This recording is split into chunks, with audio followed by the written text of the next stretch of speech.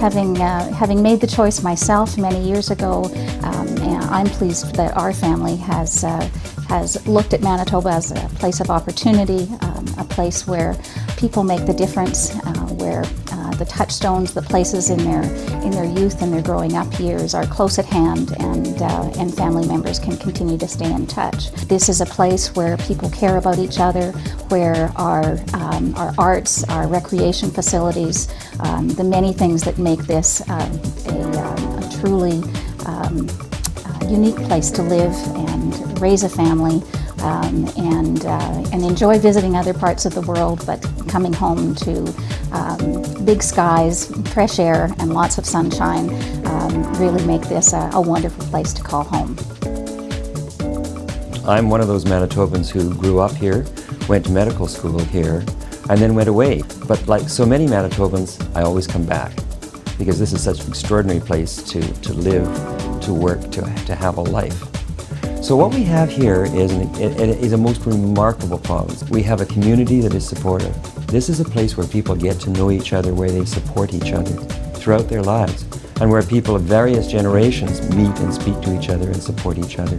And there are very few communities in this country, and I can say probably in North America, where that is the kind of option that occurs, where people do it willingly. And Friendly Manitoba means that we actually go out of our way to make others welcome here. And so I'm really proud to be part of this community, a community that appreciates what it has, that makes the best of what it has, that supports its young people and its not so young people to continue to do well.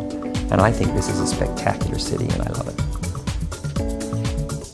Well, I think probably the most important need right now is for fresh thinking, new ideas, and it's going to take people with a sense of being able to leap forward, to get some velocity into what they're doing, so that we can transform the economy and the community and the environment.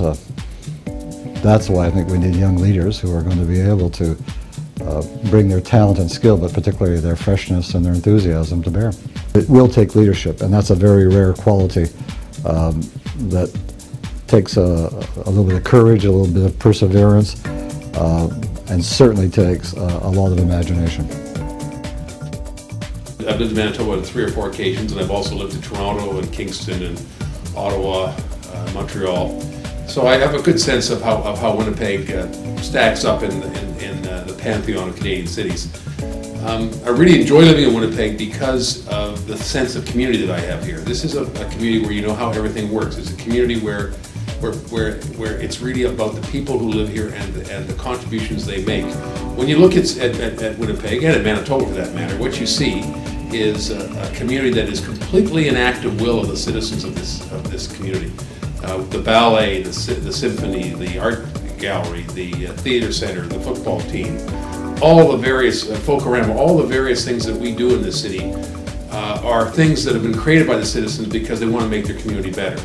I'm delighted to be supporting this awards program because it continues the tradition that sets Winnipeg apart from virtually every other community in Canada.